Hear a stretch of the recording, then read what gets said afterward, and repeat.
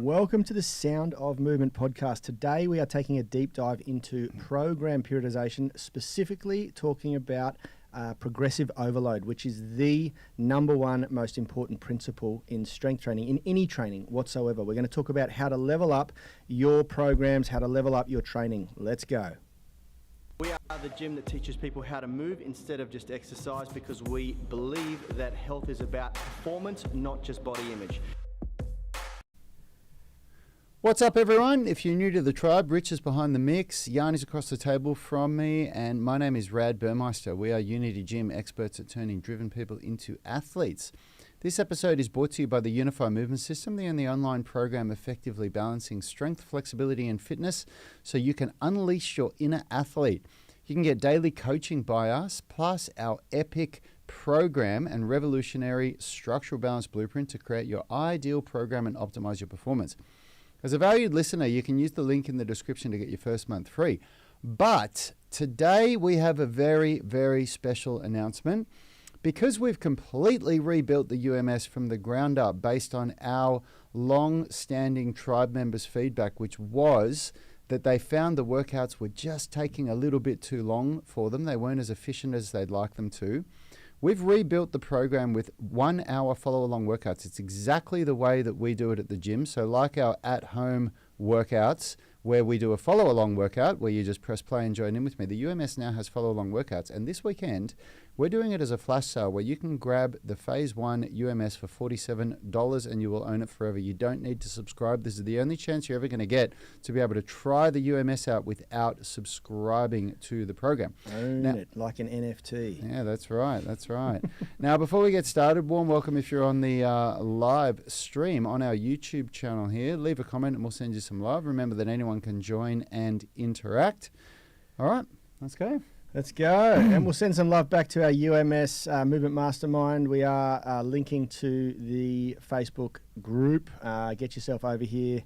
We've just been getting a much bigger live audience over here on YouTube, so we've decided to start streaming these to YouTube and posting the replay. But you can just click that link and jump on over. And if you have, warm welcome to you.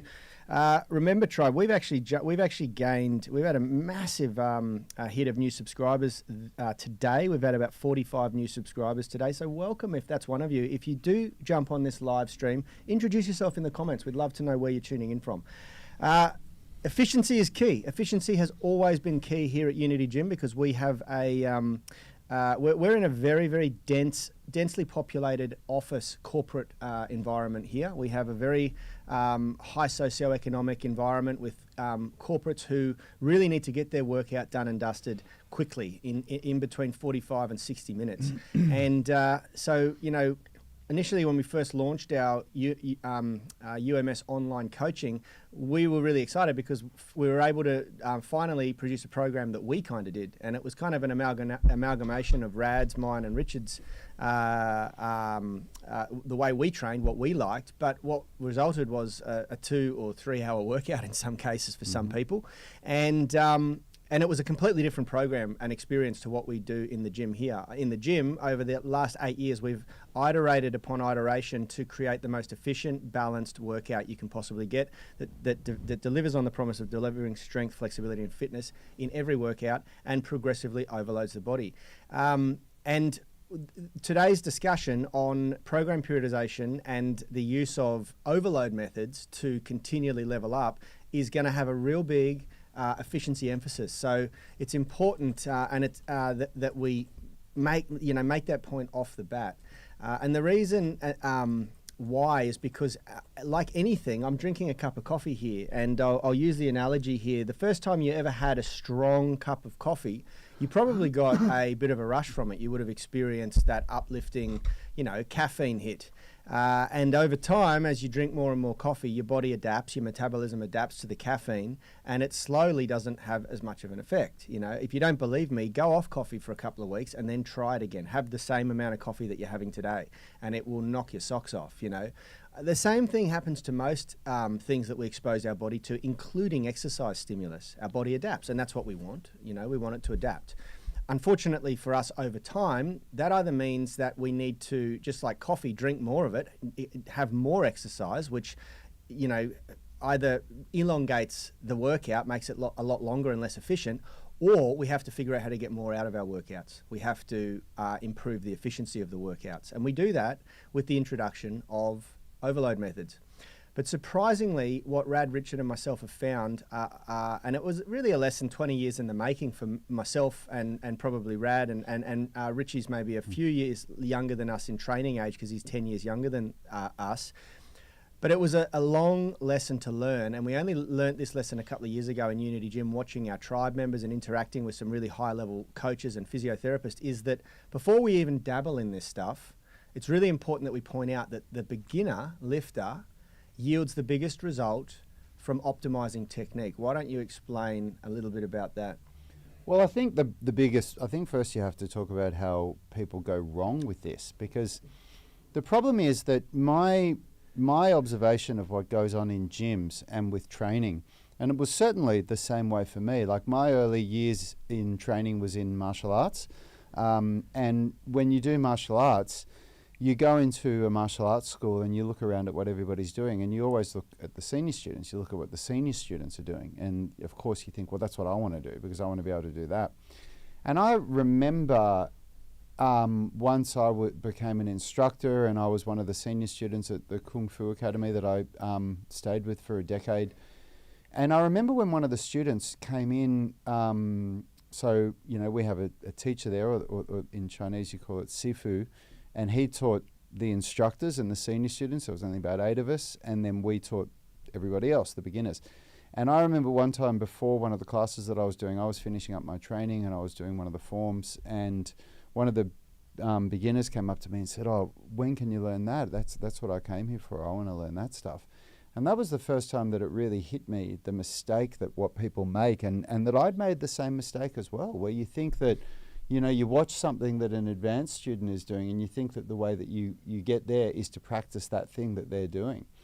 And it's not. You have to do all of these steps along the way. So if you bring that back into gym training, what goes on in a gym is, you know, think about, maybe you can relate to this, and I'd argue that 9 out of 10 people that have been going to a gym for years, if you're honest with yourself, you'll relate to this.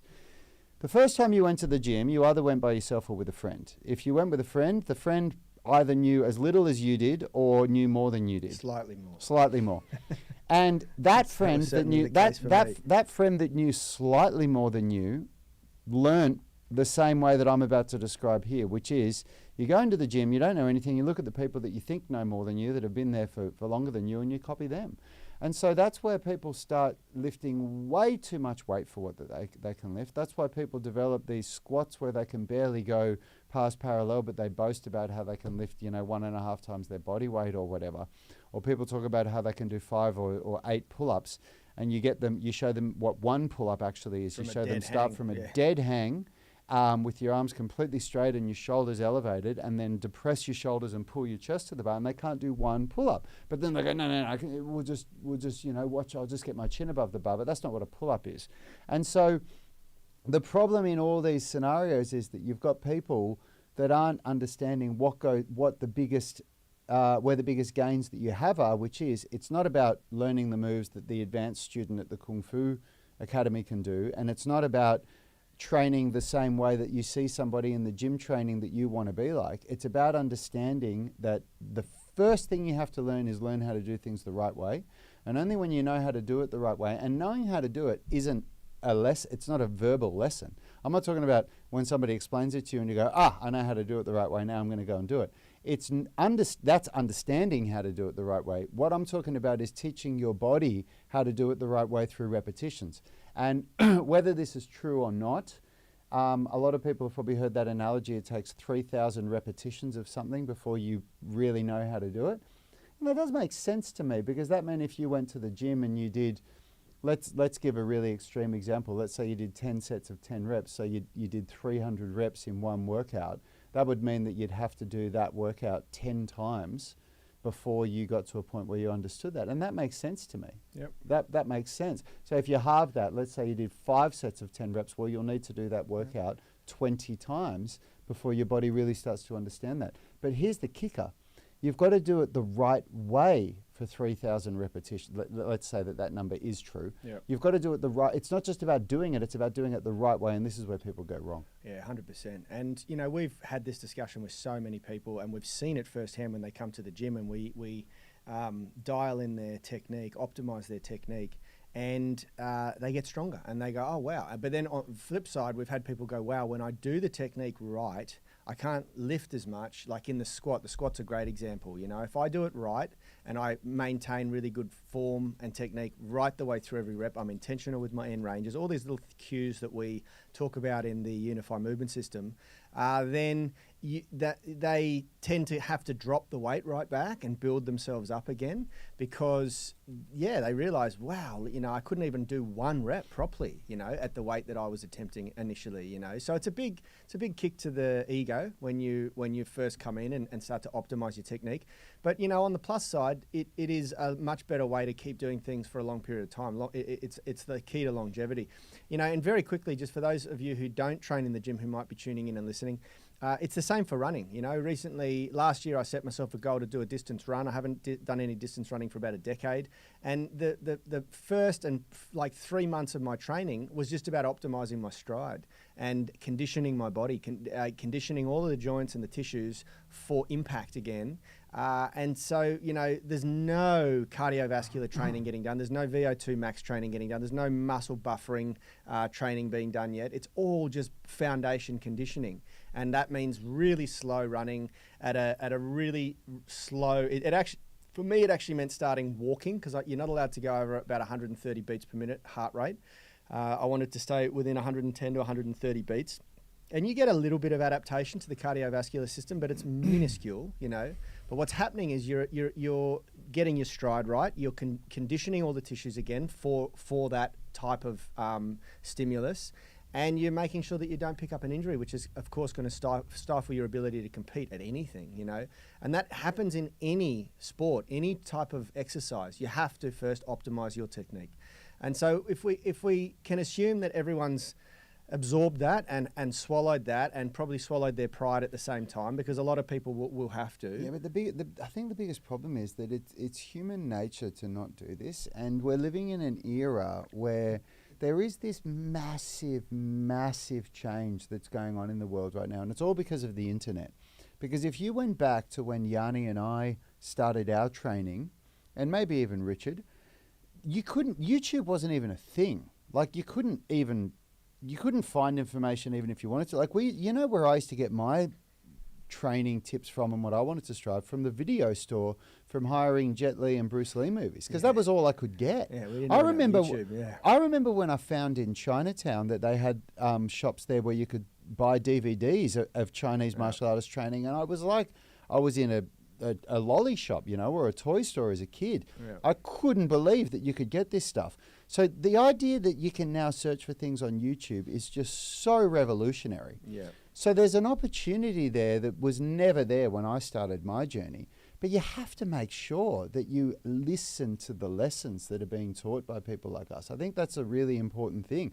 And the biggest thing is shelving your ego. It's accepting that if you look at somebody that can do something that you want and you can't yet do, you've got to respect that there was a journey that got you there. Otherwise, anyone would be doing it. So, what Yani just said, I just wanted to drive that home. You really need to absorb this and go, okay, so when I go to the gym, I shouldn't be lifting heavy weights. No, you shouldn't. Not if you're at the start of the journey. You should be doing the technique and getting it right, and you should be getting coached by somebody that knows what they're doing. You need someone who really knows what they're doing at that stage to be able to show you. And you need to get on the go feedback. You need to be able to post a video and get them to critique you and say, do this, do that, tweak this, tweak that. And that really is the first 12 weeks of your training, And for us, it's really straightforward. We have 15 fundamental movement patterns that we optimize. And of course, that includes the bench press, the barbell back squat, the front squat, the overhead press, and there's a whole bunch, right down to the fundamental stability exercises like a dumbbell external rotation from the knee, all that sort of thing. And then once we've done so, once we feel like the individual, the athlete, whoever is is optimized in those 15 fundamental movements. Then the next step in progressive overload, and we'll just very quickly, why don't you just very quickly frame what progressive overload means? So my favorite explanation of this was by a dude that did a TED talk on glute activation and how it relates to lower back strength. And the way that he described it is, he said, if you go to the gym and you pick up two 10-pound dumbbells and you do bicep curls, and the most that you can do is 8 reps, you can't do 9 to save your life, and you do 3 sets of that, and you do that twice a week. And then after several weeks, let's call it 2 or 3 weeks, now you can do 10 reps with the 10-pound dumbbells on the bicep curls, and you can do 3 sets of that. So now all of a sudden you pick up the 12.5-pound dumbbells and you go back to 8 reps and you repeat that process again. That's progressive overload. It's progressively overloading your body. So overloading means, going, I don't necessarily like the word failure because it doesn't, there's a place to describe progressive overload and failure in the same sentence, but that's not what it is. It's overloading the tissues in your body so that they adapt, and you're progressively overloading it. Yeah, absolutely. There's a lot of comments coming through, and we will get to them in a sec. But if you haven't already, smash that like button. If you're into this and you want to learn more about progressive overload, tribe. We've got some good. Let's just quickly just jump in on some of the comments here. So IVTT is saying that I can relate. When I first started going to the gym and Pilates class, I hurt my lower back so much copying the advanced people. Yet I thought it was effective because it hurts. And that's, what a really, really common mistake, Ivy, and I'm going to share something with you here. This idea that it hurts, it must be working, or it doesn't hurt, it's not working, is one of the biggest fallacies in the fitness space. And it's something that unfortunately has been, propagated by, so-called fitness experts in things like CrossFit classes, I should say, boot camps, any of these classes where it's this go hard or go home style mentality. And we've had people come to Unity Gym where they were experienced, they were fit, they had a good physique, but as far as the fundamental movements that Yani was talking about, they were poor. And when we we've wrap your head around this. I'll never forget this. We had a dude come in where when we started saying, you got to do some shoulder press, and he said, man, I can't shoulder press. I said, why not? He said, I fucked my shoulders at CrossFit. And I said, okay, cool. Well, let's do X, Y, and Z. We're going to, bring it back a bit. We're going to work on the mobility. We're going to open up your shoulders, and we're going to do this. And after a month, he said, it's just not challenging me enough, man. I'm going to go back to something that pushes me. Something that hurts me. I'm all like, that's literally why you're hurt, because you never did this stuff. So that's a really this common ties thing. in with what Oscar's saying here. The thing is how to avoid the do this and get 6-pack abs and huge arms when you start and want results straight away. The problem is what you've finished that sentence with. You want results straight away. Yeah. Anyone who peddles any BS that you can get results straight away with strength training, with any training, that should set off a red flag immediately. Because the reality is that what we're talking about today, this concept of progressive overload and all these physiological adaptations that need to occur, they take time. So what you need to first establish is a realistic time horizon with anything that you're doing, whether it's trying to accumulate and amass wealth or save money or buy a house or build a body. Your time horizon is really important, and if you're not expecting to be in it for 12 to 24 months, you're probably not very realistic. Especially if you're coming from an absolute beginner level. You need to really understand that to do anything to achieve anything really noteworthy and worthwhile is going to take you 12 to 24 months. So just embrace that and embrace just turning up and doing the work. Because that is going to be key. Otherwise, you try and get in this race to achieve something stupidly fast, and you will do what IVTT is saying there. You try and mimic people that are way ahead of you, and there's just no. And this is what I want to talk about now. Every progressive overload method that we talk about today, every overload method that we talk about, it has to come in sequence. It has to come one after the other. And any interruption to the sequence, it's like hitting the reset button. You have to go back to step one. So, once you've optimized technique, if you've really truly optimized technique, then most of the time it's kind of like riding a bike. You know, you get to a point where moving a barbell from A to B, your bar path will be beautiful. It's very rare that you need to go back and revisit. Sometimes you do, but it's very rare that you need to go back and rebuild that and re-optimize your technique. If you do it properly at the beginning, you know, with a good coach.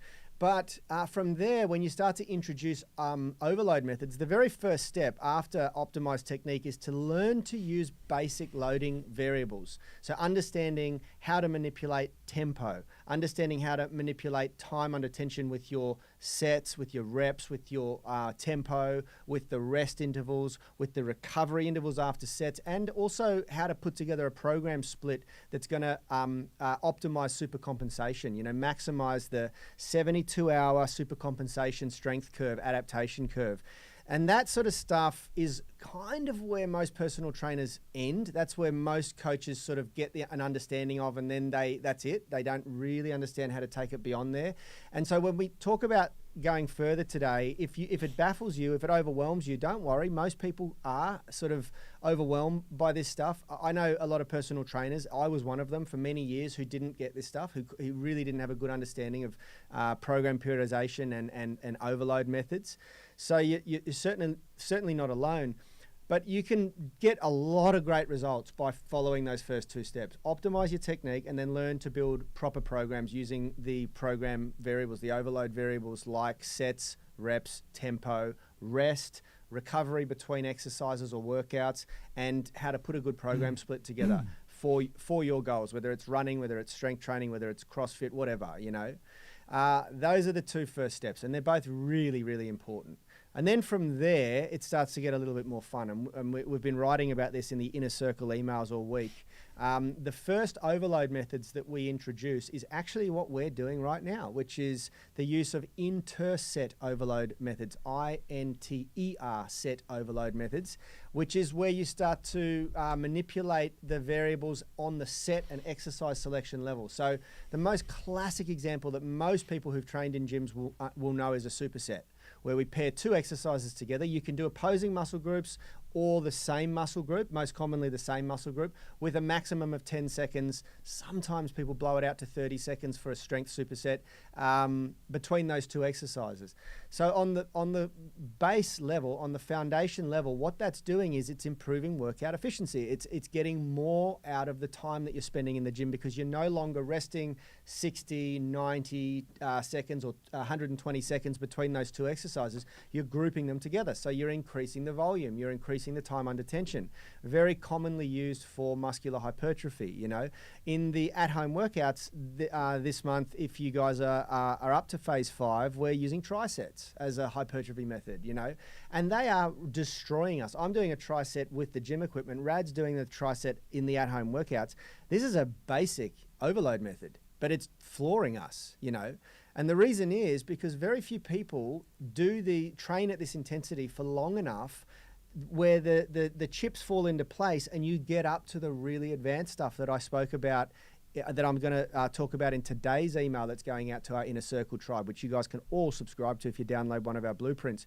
And it's which is combining overload methods. You know, I mean, how are you feeling? You're floored after these trisets, and you're not even using equipment. I'm completely wrecked. You know, and I'm just I'm doing body weight. It's leveled me. It's been very challenging, and it's gotten harder each week because the volume just adds up, which is the idea. It's the whole idea, but I am so ready for a deload next week. It's just murdered me. And we've been training for years, you know.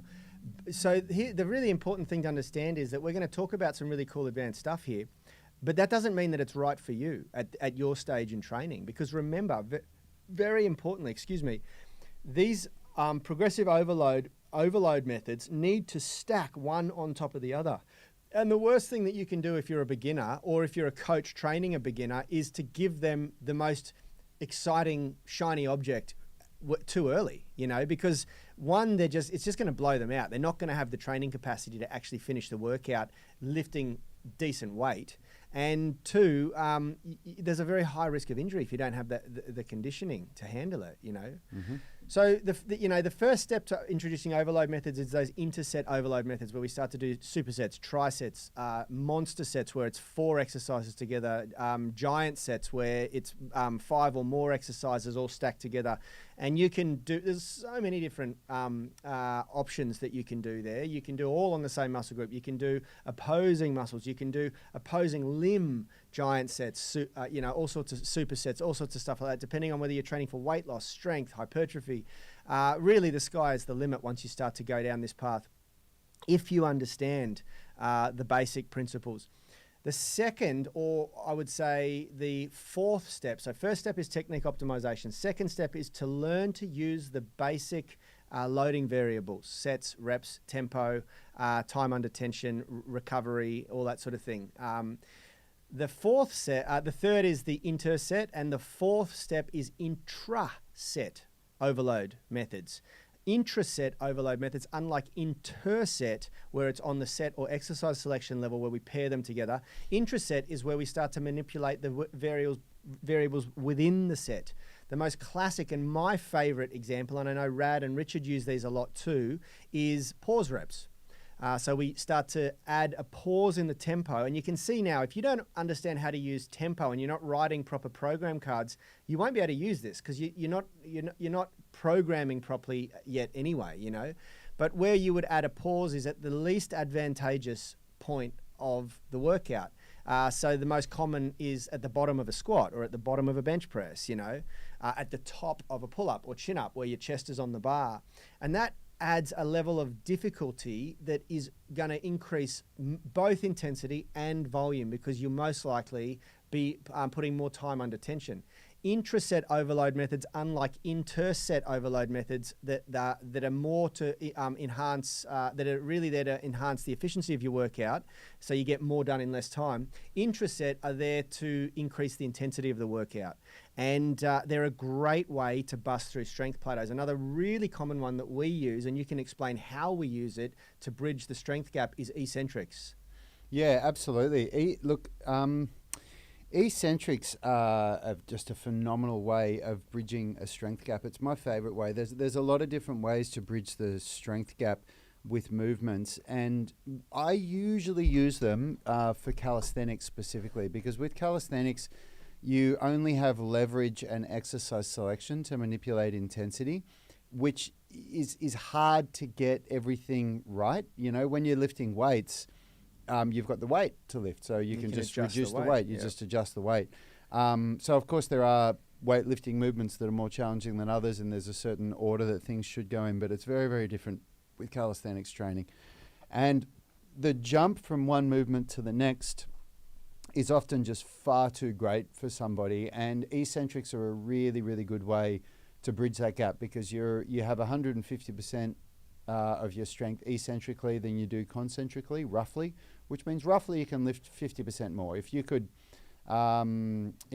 bench 100 kilos for one rep and you couldn't do any more, meaning you can grab the bar, bring it down to your chest and back up, you would most likely, if you unrack the bar, you'd be able to eccentrically control 150 kilos. You wouldn't be able to move it anywhere on the way up, but that's kind of how it works. So when you think about that analogy with calisthenics, the classic one, because it's the first calisthenics move that anybody should be working on if you can't yet do, is a pull-up. And a pull-up is, for people that can do it, it's nothing. It's just like another exercise for you. It's not considered a hard movement at all. But if you can't do it, it's one of those things that's very, very frustrating for people, because so many people can do it.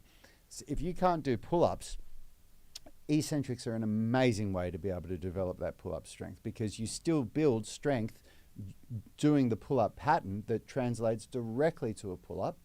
And that's why we do it. Absolutely. And intraset overload, other examples of intraset overload methods that we use are hybrid sets, where you can mix a different rep type. So you can do the concentric rep until you fail, and then go to eccentrics, and then go to pause reps. That would be considered a hybrid set.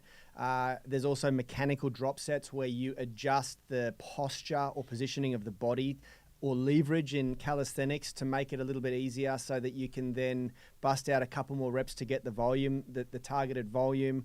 But, you know, there's a comment here from Kumaran that's really, really important that I want to touch on. He says, yep, I'm still nowhere near that level for sure. I'm at a point where I feel like I could lift, push more than I am, but it feels like I need more conditioning, trying too hard to avoid tendinopathy.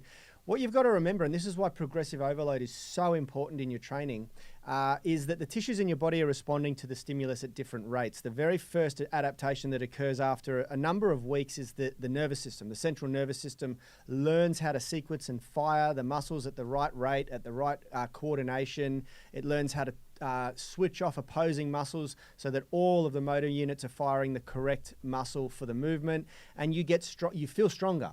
You feel like you can do the workout. You feel like you can do the lift. But nothing else has adapted yet. And then a few short weeks later, the muscle starts to adapt. You have that cellular myogenesis, the muscle protein synthesis. The muscles start to become stronger, more dense, and you can actually move the weight. You can move your body. But what hasn't adapted yet, and what's much, much slower, is the tendons and the ligaments that join muscle to bone and bone to bone. They adapt much, much slower, 6 months down the track, you know. And this is why tendinopathy is so common in people who take up gym training, because you're basing your workout load on the adaptation that's occurring at the front end, at your nervous system and your muscles, which is usually between 8 and 12 weeks. And so you keep lifting more, and eventually you get tendinopathy because the tendons and ligaments haven't adapted yet. And the final thing that adapts is bones. Bones take usually anywhere from 12 months onwards to adapt, you know. So you just got to remember that there's so many reasons why progressive overload is important. And at the base level, it's to avoid injury, because if you base your workouts on only the neural adaptation or even the neural and neuromuscular adaptation, then you will at some point end up with tendinopathy. It's just a matter of time. Yeah, and it goes back to the idea of people really just not understanding the process of how it goes. Like I think that if you're going to take any, you know, whenever you hear a talk like this, like it's really important of, you know, what's the takeaway? What's the big takeaway for me? And I think the big takeaway for everybody is to understand two things. Where 99% of you should be spending your time, and I honestly would say that 99% of people that walk through our doors here should be spending their time on technique optimization and the basics of periodization, meaning understanding how to manipulate load, how to manipulate intensity, how to use tempo, how to use rest times effectively. Like when you watch the at-home workouts that we do, or the follow-along workouts, we've got people in our UMS online coaching program who have been with us for 6 to 8, 12 months, a year and a half, and they're doing the phase 1 workouts again because we've redone them. And we had all these people saying, oh, but I've been here for months. Should I really be doing this? And we kept saying to everybody, we think you should. We're not going to make you do it, but we think you should, because you're going to learn how to structure your workout in a way that you've never done before. Because what we've done is in the past is we've given you the tutorial, which means this is how you do a bench press, this is how you do a pancake stretch, this is how you do a bent over row, and you put it all into a workout and do it, but then you just go out and do your workout. Now that we've got the follow along workouts, it goes beyond that, because it's press play and keep up with me. Do what I do and do it as I do it. And so for the first time, you've got me talking in these voiceovers saying, okay, control the eccentric, do this, now press up, and now the next rep. And we've got all these people that have been with us for a long time saying, oh my God, I can't believe how hard this is doing this phase 1 workout. Because what we're doing is we're dialing in the basics. We're making sure that people have the right technique, that they're doing the right tempo, and that they're taking the right amount of rest time to do things properly. And when you do that the right way, it is really challenging for the average person. Yeah. So it's really important, I think, that like you may have heard all of this. Don't make the mistake that we described in the start of this show and go away and say, oh, sweet, I'm going to start playing around with Interset overload methods, and I'm going to figure out what Interset overload method I'm going to use. Well, I wouldn't do that. Yeah, that's right. I'd be going away thinking, okay, what do I do with tempo in my workout? How do I manipulate tempo? Do I even understand how to do it? Yeah. When we introduce our testing and people have to do a 3 or 4 second eccentric tempo for the very first time, strictly to a metronome, it usually blows most people out. and they can't lift anywhere near what they're lifting. I love what Diane's saying here. Diane Norbury's a CrossFitter, and she's, she said she learnt the CrossFit lesson the hard way, still doing it, loving it, but only after discovering Unity Gym and applying the lessons I have learnt from all of you there. I love CrossFit. I've never competed in CrossFit, but I look at CrossFit as a sport, as a competition, and very similar to calisthenics. If you go to a Cali park and you show off to your mates and stuff like that, very similar to my old boxing or soccer or football. Will, our gym manager, plays rugby union. I really think it's important. Phil says this, our physio, one of our physios from ADPT, physio all the time. It's important to have a way to demonstrate your physical attributes. You come to the gym to train, and then you have a way of expressing that somehow, showing off, have a play. Do some handstands, do some Cali, do some CrossFit. Go and have a throw down with some mates and do a mad WOD. But as you've probably learnt, Diane, and as we teach our tribe here, training and throwing down are two entirely different things. And you can't do, and this is where CrossFit sort of mucked it up a bit when it first became popular, the idea of that throwdown WOD where you just go for it and smash out Irene or whatever workout you want to do. The idea that you do that every single workout was challenged because it's just too crazy. It's too intense, and the body just can't really. It's like asking a professional football player to play football every day when they go, and without any in-between training and preparation. Like, you've got to periodize your training, you prepare for competition. And now when you look at it, very few of even the pro top-level elite CrossFitters do that style of workout every single day. They do much more specific training throughout the year, and it got cleaned up, and the boxers that were just doing WODs, they all realized they just couldn't keep breaking people, and they started to do proper strength and conditioning and periodized programming and progressive overload and all these key things that you have to really do to adapt and allow the body to go through those processes. So let's say that you've ticked all the boxes that we've said, the first 4 boxes. You've ticked number 1, which is technique optimization. You've ticked box 2, which is to learn to use basic loading variables, sets, reps, tempo, rest, recovery, and a good split program design, periodization, something that capitalizes on the 72-hour supercompensation adaptation curve, something that is progressively overloading you using those variables, you're recording it. The next step 3, is that you start to introduce or play with or experiment with interset overload variables. You start grouping some exercises together into supersets, into trisets, into giant sets, things like that to improve your workout efficiency, get more out of the time that you're spending training. And then you've progressed into starting to manipulate variables within the set and doing intraset overload methods where you might add on a super slow eccentric, or you might start doing pause reps, or you might start doing 21s or 1 1/4 repetitions, things like that. Then the final frontier, the holy grail to strength training, is the combined overload method, where we start to actually combine those two together. We might do a triset, and on the last set we do a 10-second eccentric for 1 rep or something like that, or we do a series of pause reps or something like that. And I'll be honest, very few people that I've ever trained have achieved this level of conditioning, that you could throw this. And by the time someone achieves this, as a good coach, that they've got a training age of probably 2 to 5 years. They've been training consistently for a long time. They're at the point where you can practically throw the kitchen sink at them and they'll grin and ask for more. And then you need to start getting really creative to continue that progressive overload. Just like our coffee, just like our caffeine junkies like myself, I have to have 3 coffees now before a workout to even feel anything. You get to a point in your training where you really can start to throw everything at yourself, and the results are diminishing return. And to get that real DOMs that you sort of have grown accustomed to and things like that, you really have to get creative. That's when you start to play with combined overload methods. And from this point on, this really the sky is the limit. There's so many different things that you can do to elicit a new response in the body, to add volume, to up the intensity of the workouts, things like that, it becomes quite fun, you know. But I urge everyone that's watching to make sure that, you know, you have checked all those boxes first, because there's really no point getting there and starting to throw together the world's best program for your client or for yourself if you haven't, because you one, you won't get much out of the workout, and two, is a very high risk of injuring yourself or overdoing it, you know. And your client might think that you're the world's best program designer, but you know, it's just silly if you're throwing it at the wrong person, if you're using it at the wrong time. You know, it's kind of like using shooting a bazooka at a field mouse. You know, you'd really just throw a rock at it and it'd work. You know, like. Yep. It's just silly. Yep.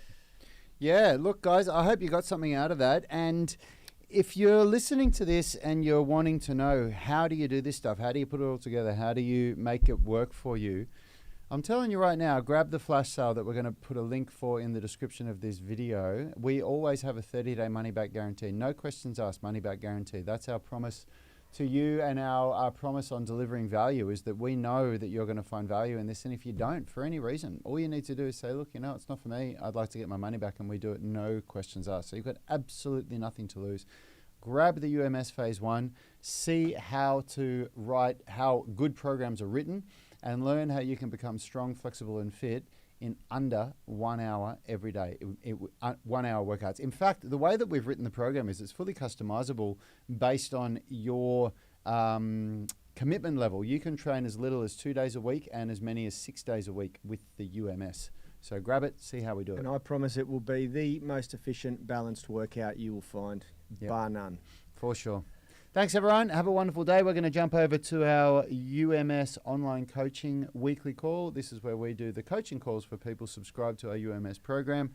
And we'll see you all next week for our next live podcast recording. Health is about performance, not just body image. You better be willing to accept what you're going to have to do to get there. We'll start focusing on movement goals, strength goals, flexibility goals. When you nail that skill, it's there forever. The body image goal doesn't get you that far. It's the consistency and frequency that's going to get you there. It's not the intensity. There's no shortcuts to mastery and movement. Destination doesn't change overnight, but your direction will. The gym is not the place to beat up the body that you hate. It's the place to build the body that you love. We are the gym that teaches people how to move instead of just exercise, because we believe that health is about performance, not just body image.